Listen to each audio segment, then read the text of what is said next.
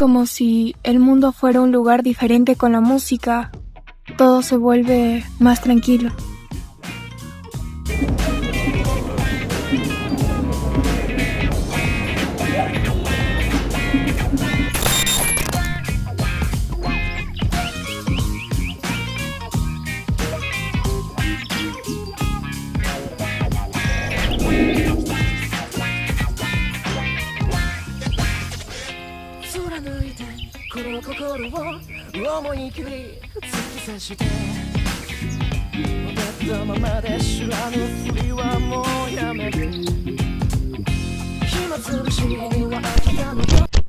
Esto es increíble, es completamente diferente.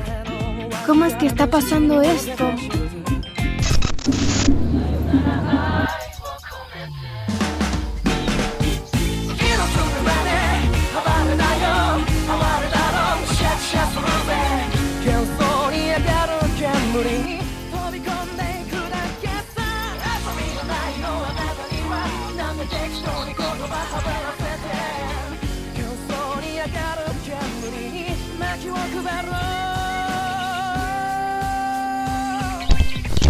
¿Qué está pasando? ¡Quiero regresar!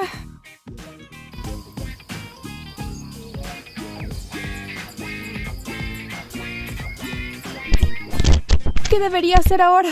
¿Qué pasa si nunca regreso?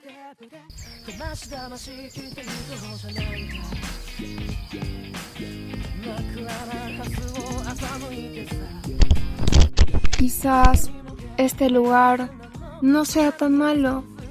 ¿Qué puede pasar?